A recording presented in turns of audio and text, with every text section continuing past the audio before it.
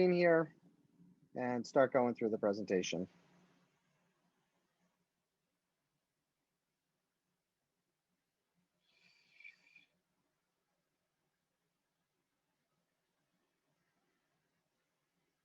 All right, Andrew, are you able to unmute yourself now?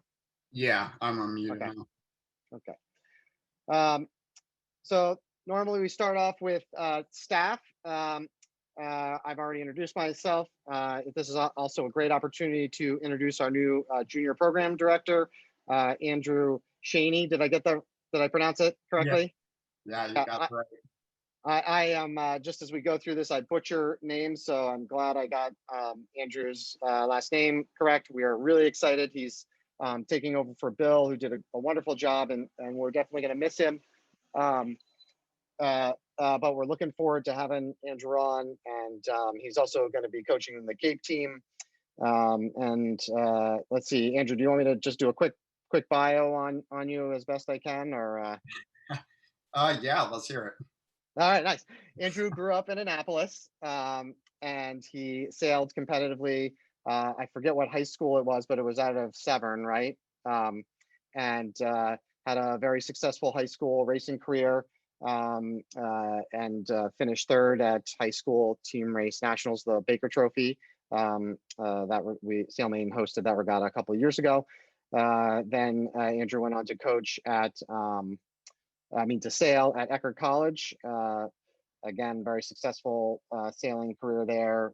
Competed at several national championships, and then also was the junior program director at the Davis Island Yacht Club in Tampa Bay, and has been working in software sales since then. Moved to South Portland recently, and we're really excited to have him on board. Oh, and he has a 505, which is a really cool boat, and actively races that. How'd I do, Andrew? Pretty good. Awesome. Yeah, that was great. So next, you probably all know Jordan Parks. She's the operations manager. She helps with kind of payment issues, registration issues, all stuff kind of back end SailMaine. She does a ton of other things, but I think that's mostly how you would interact with her. The fleet and facilities manager is Sam Scribner. He also coaches the Portland team. Our adults and offshore program director is Bennett, and he coaches the Yarmouth team. Let's see. All right, Andrew, I think this one's yours. Okay, so high school coaches. I apologize. I don't know all of them quite yet. So I've been Michael and I have been working a lot to try and figure this out. But so I will be coaching the Cape team. And then we'll have Chevrolet and Greeley. They'll kind of be combined, being coached by Harrison Barfield. For the developmental team, we have Matt. I'm not going to try his last name. Some of you may know George Holt. He is going to be our Falmouth coach this year. I think everyone knows Sam. So Sam is Portland. We have Wendy, who has been at SailMaine, as I understand, for a while now, and has coached the Southern Maine team for a while as well. So we're excited to have her. And then we have Bennett as the head coach of Yarmouth. And then we have a couple great assistant coaches, and we're working on hopefully adding one or two more. Great. Parent coordinators. Parent coordinators are a big part of SailMaine, the high school program. They help manage the teams. They help coordinate travel. They help on regatta weekends with when we're doing food at the site. They'll help provide food. We're not going to require teams to do that this year. And kind of in the transition from Bill leaving, we did not have a record of the Greeley parent coordinator. So if the Greeley parent coordinator is on this call, I really apologize. And if you can share with me, or if someone knows who the Greeley parent coordinator, we'd love to know that. And I'm not seeing any new chats, so perhaps the person is not here. So Cape Elizabeth, Karen Francis, Chevrolet, Katie Ayerswell, and Eliza Luzier, if I'm pronouncing that right. Jennifer Wallig and Will Rooks for Falmouth. Portland is Rebecca Ermlich. Southern Maine, Angieri and Elizabeth Rogers. And then Yarmouth, Laura Curry, Sabina's mom. Any question? We're going to keep on rolling here. Next up, season overview. I think this one's yours, Andrew, or is this one mine? I think this is mine. All right. Okay, so the season is going to be running from September 7th through October 29th. That's Tuesday the 7th after Labor Day. So practice is 3 to 6 p.m. The coaches are going to arrive around 2:30, but we'd like to have the sailors there as close to 3 as possible. So in terms of regattas, we have regattas every weekend from September 11th through October 23rd, I believe it is. Saturdays are for the more advanced sailors, and Sundays for the more beginner sailors. And then for the required gear, we require closed-toe shoes, life jacket, spray gear, base layers, water bottle, and a watch. Some of this is actually more suggestions, and actually we can provide life jackets as well. I just saw a question: do Crocs count? Yes, they do. I would encourage you to maybe find something different, but yes, Crocs do count. So yeah, and in spray gear and base layers, if you want suggestions, we can certainly talk about that. And if I'm not mistaken, I think SailMaine offers some sort of program for that, right, Michael? Yeah, and so we have in the spring we have dry suits available, and for people in terms of like at very low cost or free, based on a need-based system. And then the same stuff applies here. So if you can't get spray gear or you need help with any of these things, let us know. We may have it, or we can help you get it. Great. So I see a question on what are some good base layers. So I would definitely say some wool socks are definitely key, especially when it gets colder. Something like a tech shirt is, I find, a pretty good like base layer. And then any like wool is going to be your best friend, because wool will get wet and it'll still stay warm. Long underwear is good. I don't know if Michael has any more suggestions, but I think those are basically that should give you an idea. Yeah. Some people, I don't know if you said this, I was like dealing with the waiting room issue. Some people wear wetsuits too, instead of just spray gear. Those all work out. Okay. Awesome. Practice schedule. Yeah, so the practice schedule. So Cape is going to be practicing on Monday, Wednesdays, Thursdays. Chevrolet and Greeley will be Monday, Wednesday, Fridays. Developmental is Tuesday, Thursday, Friday. Falmouth, Monday, Tuesday, Thursday. Portland, I think that, one sec. Tuesday, Wednesday, Friday. Southern Maine is Monday, Wednesday, Thursday. And Yarmouth is Monday, Tuesday, Friday. Next, we are on to high school sailing at SailMaine. We share this stuff just to give an overview of how we got here. This program's been running since about 2003. There were really no individual teams except for Chevrolet. Everybody there's just like a conglomerate group. It grew out of like a development of the junior program, and then and kids just getting more excited about high school sailing. We started having a varsity day and a JV day, and shared coaches at everything. And then we switched to more of a individualized team approach.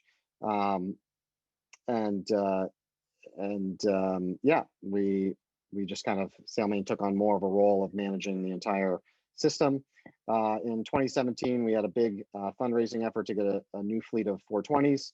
In 2019, we hosted a national championship. 2020 was an interesting year for everyone, and we did our best to run virtual programming and kind of a non-Mesa after-school camp style um, system. If you've been to this meeting before, this is a little bit of a fuzzy photo. I think it's a little grainy, but this is from one of the early teams. And I'd love to just mention that there are, and we're seeing this still happen with as we keep going through. Sailors here go on to be All-Americans, College Sailor of the Year in this photo. There are also people that continue on in the marine industry. There's a gentleman here that works for Custom Float, does a lot of work there, has worked up into management. And so this, the program develops sailors and kind of marine related industry types. What makes SailMaine unique? First of all, it's not on this list, but we're a nonprofit organization, so it helps keep the cost low. We try to subsidize all the programs for junior sailors, including this, by about 40%. It fluctuates based on our fundraising efforts that year. And so if you're considering a gift to a nonprofit, SailMaine is a great option.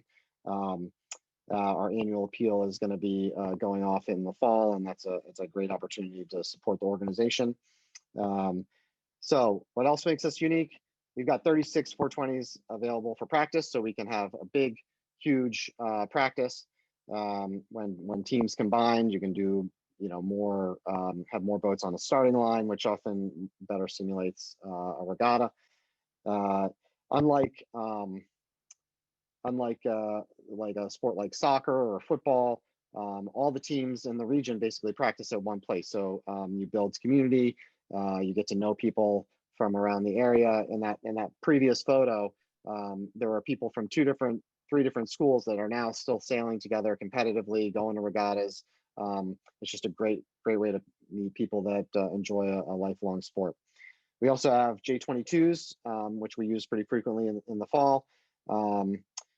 Weekly regattas gives everybody an option for kind of more advanced sailors on one day and then more beginner sailors on another day.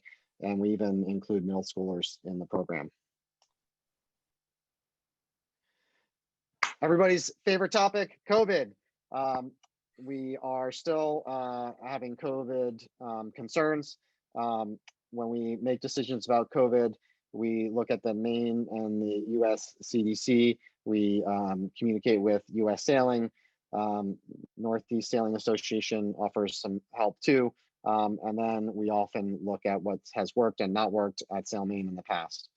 So that's how we make all these decisions. What we're looking at for the fall. You may remember the Google form that you're asked to fill out daily. It's just asking about symptoms. And we ask that if you're showing symptoms, you do not come to practice. Face coverings or masks, we're going to be doing that only on land. That's a little different than what we did in parts of the summer. We had no masks, and then we moved to masks at the kind of towards the end. And so we're going to start with just face coverings on land, and coaches will talk you through kind of the details on how that's going to work, but you won't be required to wear them once you get down on the dock or while you're on the sailboat. We'll have hand sanitizer, boat assignments, team stations on land. You guys might remember this. For returners, there'll be a board out front that'll say, hey, you arrive at SailMaine, you get to the front gate, it says go to this space. This is where you're meeting today. We try to keep it as uniform as possible. So there'll just be one or two different places that you go to. And we just want to ask teams to kind of stay in their space to limit contact. Teams that are hosting events, hosting the weekend regatta, you do not have to provide food at the regattas. And we're actually asking you not to, because we don't want to draw people all into one spot. And then maintain physical distancing whenever possible. In terms of what happens when we have exposure or symptoms, this really depends. It's often a team by team scenario. We had this happen with the Portland team last year, and then we really followed the lead of the school on how to deal with contact tracing and the rules for what happened after that. So we'll send out an email with some details on how we basically handle that, but it's a lot of school by school situations, and that's one of the other reasons we try to keep schools limited in contact. I can't remember, Andrew. Is this one yours or mine? I think this is mine. All right. All right. Basically, all this is about sportsmanship. I like this quote. You haven't won the race if in winning the race you have lost the respect of your competitors. I think that's super important to learn. And as Michael showed us that photo earlier of one of the first SailMaine teams for high school, like you'll continue to sail with each other for a lifetime. So other than that, arrive on time and be ready to sail. The sooner you can be there, the better. And we'd like to. Each coach will say when they want their rigged and ready time. So make sure that you know that and you're ready on time. That's really important. Communicate with your coach about other obligations or issues that arise. Respect all competitors. Respect our space. Support your team, and we ask that you don't leave a regatta early. So if you have to leave early, maybe we'll sit out that regatta. And then just be mindful and respectful of our COVID procedures. And I think those are kind of evolving. So be flexible with the change that there is. Yeah, I think that's a great point. We want to just keep this as safe as possible. So there could be changes. It could become they're more kind of like we have to wear masks more times than we are planning to now, or less, depending on how things go. Regattas. I think this is yours again, Andrew. Yeah, regattas. So not all sailors are going to race every weekend. So just as an example, the Cape Elizabeth team is a large team this year. So we just don't have space to have every sailor there every weekend. So please understand that. And to help us with that is just giving us your availability. And then we can try and get you sailing as much as we want, as much as we can, of course, but that will help. So we're going to try to do limited numbers at the facility. So I think what Michael was saying is like kind of having a section for each team when they arrive for the regatta is going to be key to that. And we'll do rotations off the docks so that we can try to limit, just close contact versus rotating on coach boats. So for regattas, all sailors should plan and stay there till at least 4. Sometimes the racing will go after, so please keep that in mind. So this fall is going to be pretty much all fleet racing. I think all the regattas will be fleet racing, but it's possible to throw in a team race towards the end of the season. I mean, I love team racing, so if we can start that early, I'm all for that. And then for the regattas, all the events that every team will do is at SailMaine. So that keeps it obviously very easy. And then we have the SailMaine Raking and Sunday series. And then code of conduct, which I think Michael was gonna say a little bit about. Absolutely. And I just wanted to touch base on one other thing you said.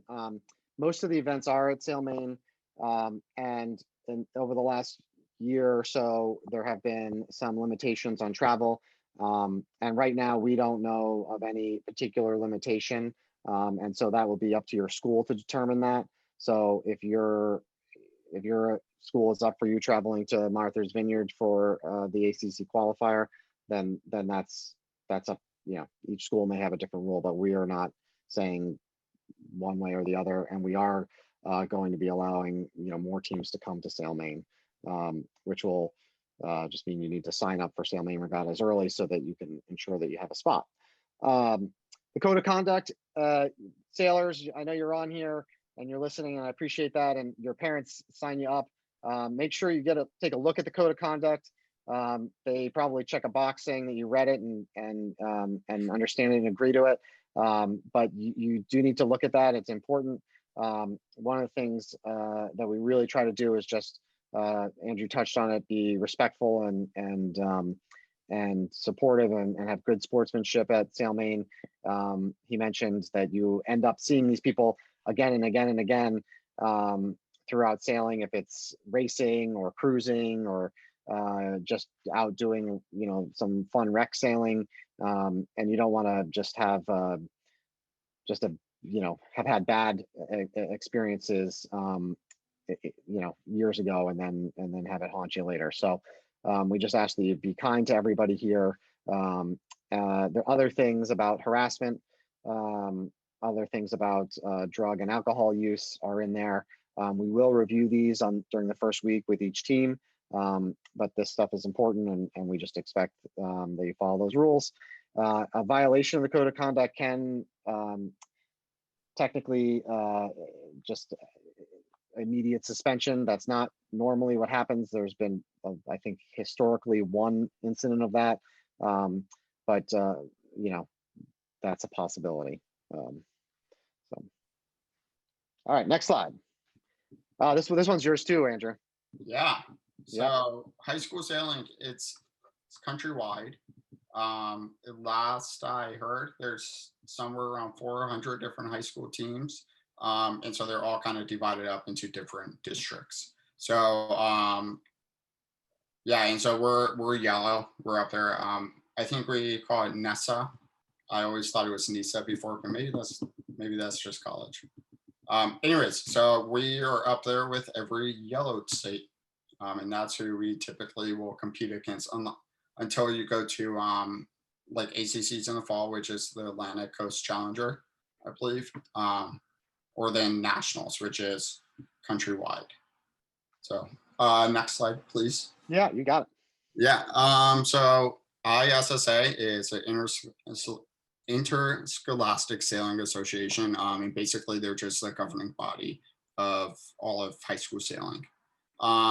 So NESA is just one of 7 different districts in our country, and currently Cape Elizabeth, Cheverus, Falmouth, Greeley, Portland, and Yarmouth are all registered NESA teams, and then Southern Maine and the development team, though they at this time can't compete. And basically what makes you qualify as a registered team is that you have more than 4 sailors on your team, but also everyone goes to the same school and that your school recognizes it as a sport.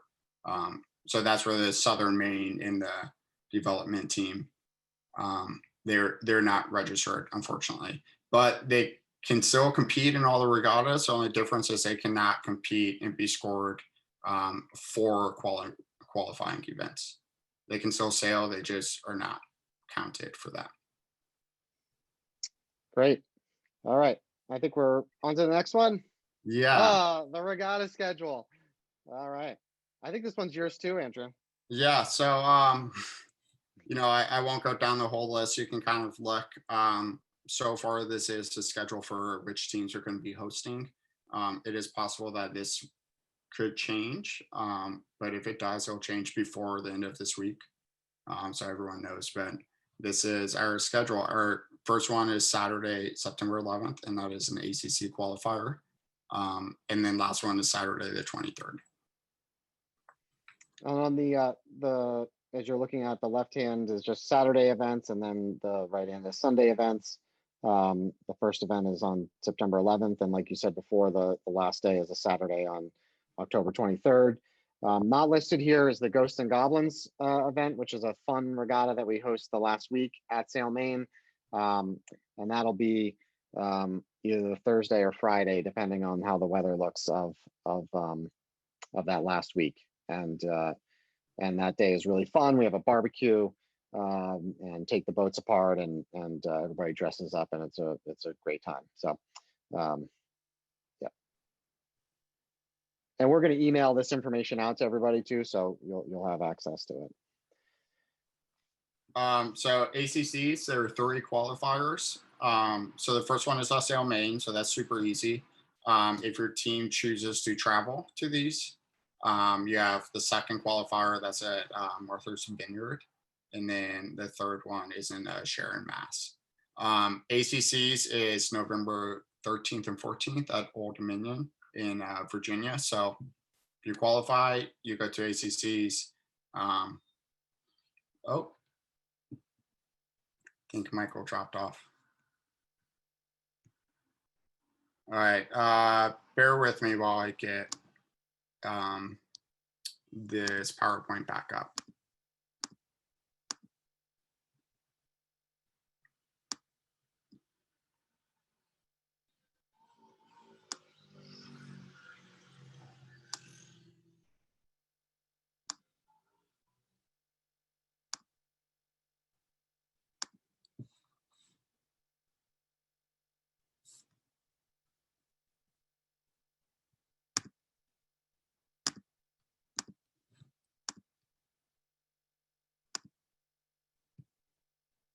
Okay.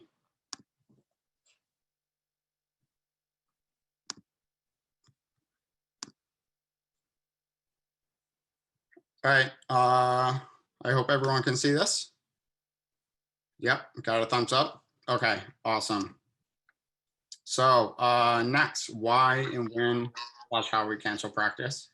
So generally this would be if it's unsafe sailing conditions. So that wind range is kind of up for debate, but obviously there's thunder, lightning. That's when we would be canceling on the water practice.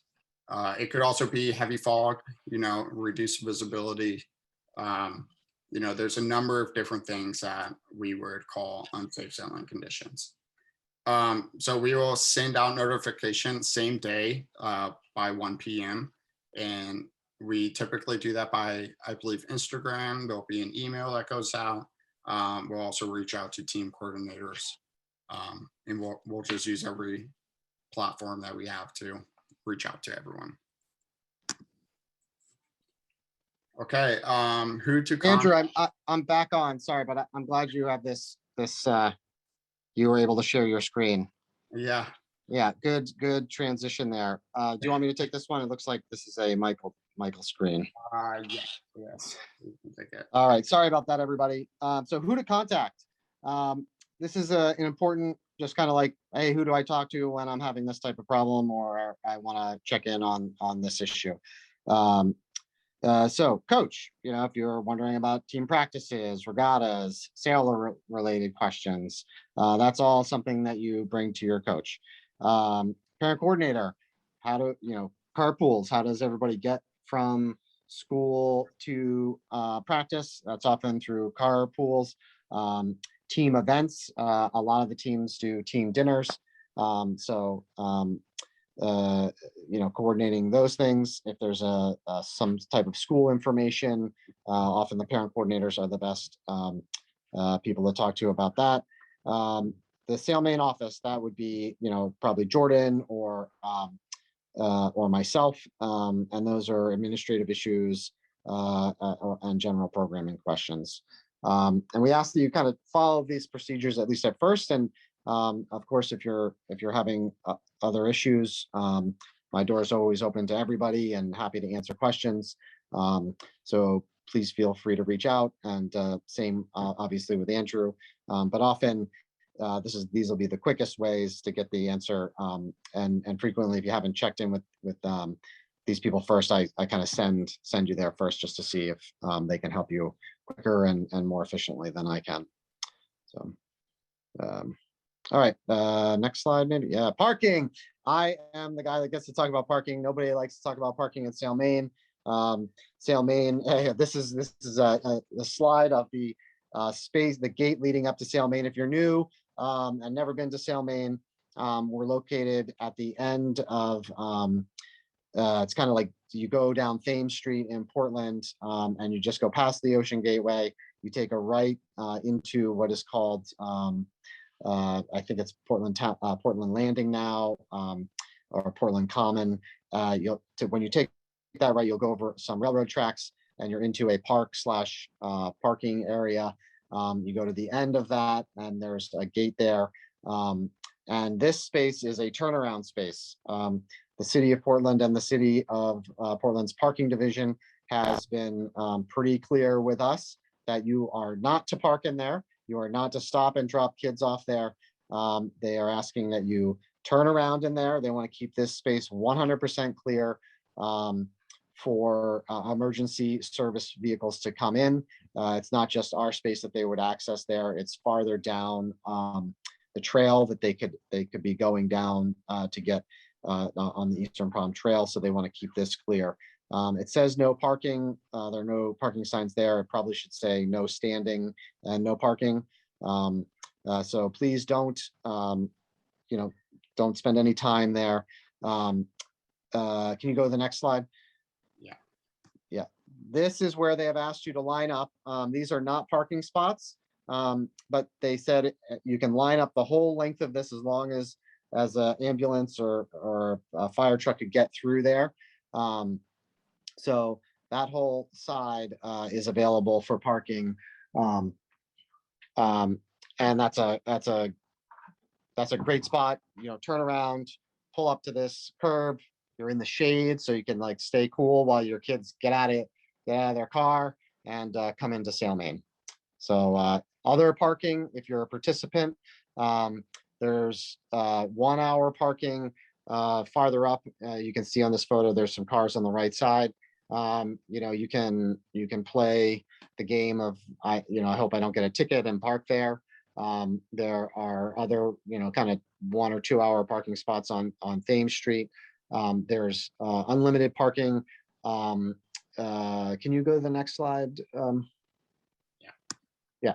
So here you can see that kind of big, ugly building on the Eastern Prom. It's tannish, right up there. Yeah, exactly, right there. There's parking all around there and down that, down that road that's unlimited. And you can walk in now. This isn't an updated photo. There's a quicker way to get in that you don't have to go all the way down past the WEX building now. So parking there, you should be able to get in pretty quickly.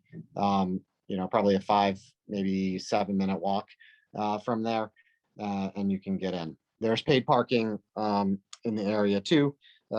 We've reached out to try to get discounts or big blocks of parking, and it's just not possible. So I know I'm kind of probably speaking with like a crass voice on this.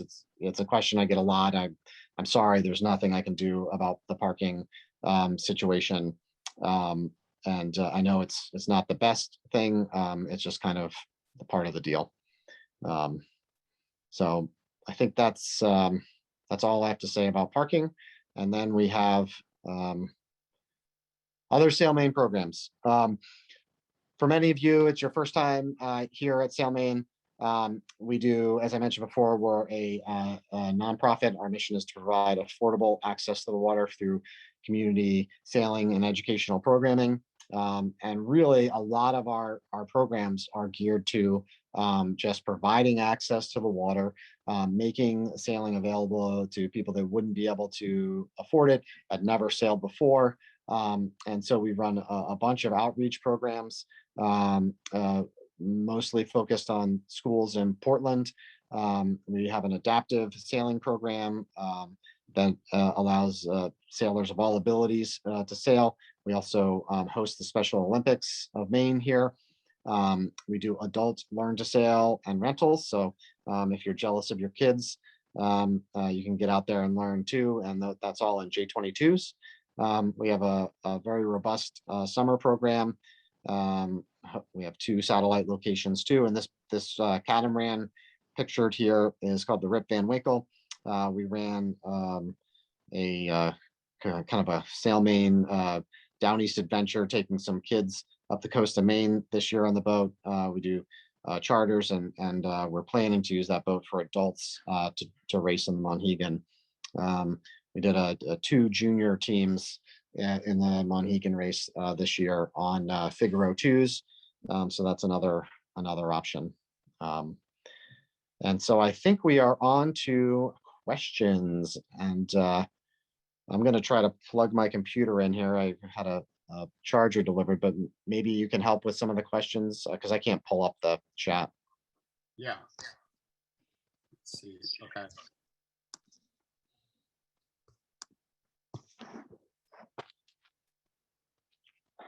So I see any idea how the 4th slaw is chosen for the ACCs? Unfortunately, I don't have that answer right now. I think maybe Michael will. But I think that my understanding is that they are going to I think they're still debating this actually, but they may take they may look at the most competitive or highest participated regatta and take the second team in that from that event. So I think that's what they're leaning towards, but I'm not. I don't think that decision's been made. Regattas, I think we saw that skippers meeting is typically at 9:30. So if you're just competing, that would be a report time of about 9. That should give you enough time to be ready for your 9:30 skippers meeting. When your team is hosting, that's going to be decided by the coach, but I think that's typically around 8:30 a.m. is report time.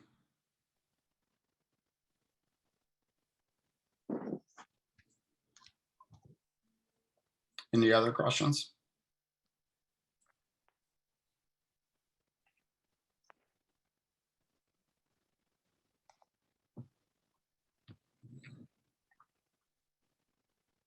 This meeting is being recorded.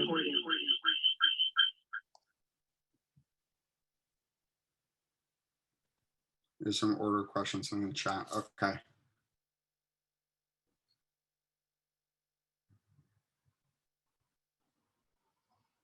Okay. There's a question about getting there on time. That you can't make it by 3 o'clock without being dismissed early. That's fine. You know, obviously school comes first. So we just ask that you get there and you just hustle. Just get ready as quick as you can. We can discuss that at practice, how we want to handle that, but that's just going to be getting ready as quick as you can and getting down to the boats.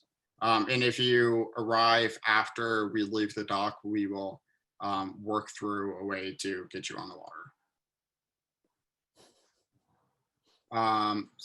Yeah, Saturday regattas will be on tech score.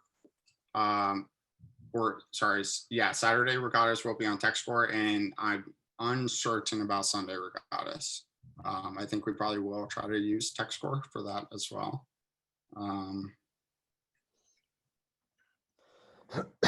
Pasco Bay in Aurora.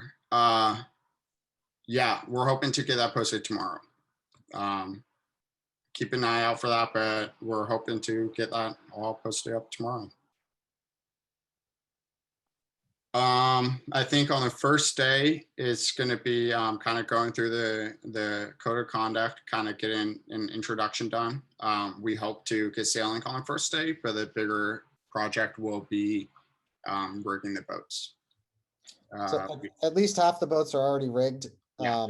And so we had a big group down today working on it. And I think as we talked through it, we think, we're going to have about 70 kids there on the first day. So we should be able to get the next 12 or so boats rigged and people sailing before the end of the first day. Okay, where does sailor need to be there both Saturday and Sunday, or only the day they're racing? So correct me if I'm wrong, Michael, but you only need to be there the day you're racing. The one caveat may be if your team is hosting, but I think that's up to the coach as well. So yeah, you only need to be there for racing on the one day that you are racing, which will be one or the other, not both.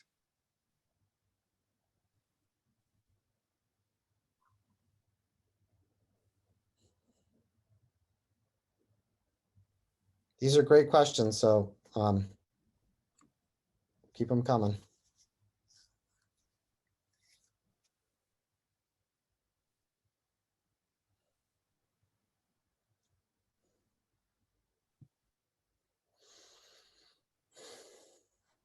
All right, I am not seeing any more questions. I think, Andrew, do you have anything that we think we've missed? Oh, will we get team rosters from our coaches? Great. Yeah, Yeah, we'll get those out. We'll try and have those out this week as well. They'll definitely be out before the first day of practice. You may see them from me, or you may see them from your coach, but you'll be receiving those soon.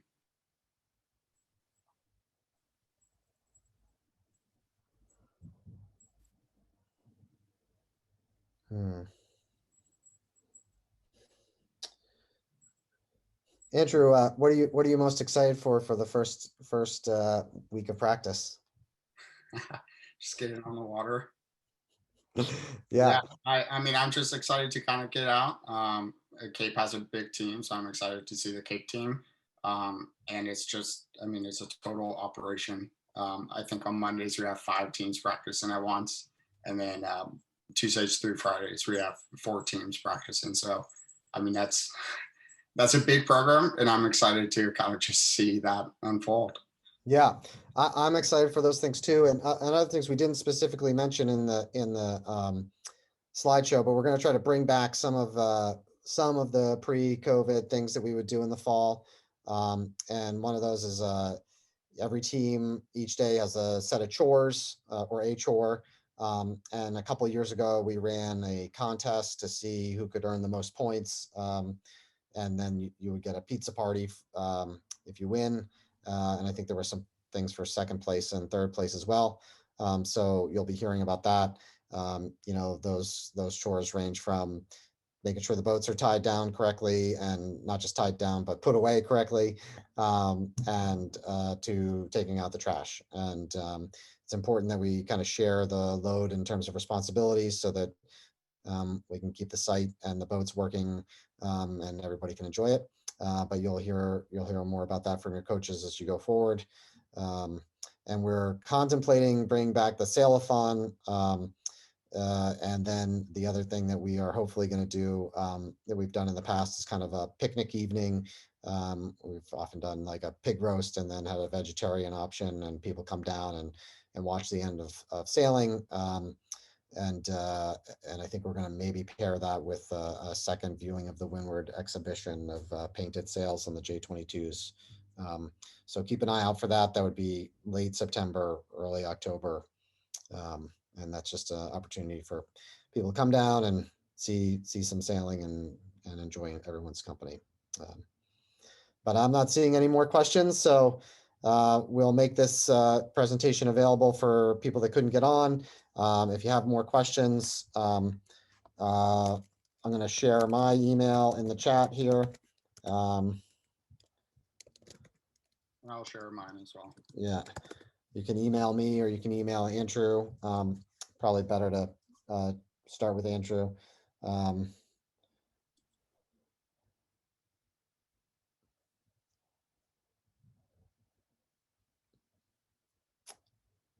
right. Very excited to see everybody in the first week. Thank you. We're going to hang on for a second, so if anybody wants to get those emails, but then we're gonna head out.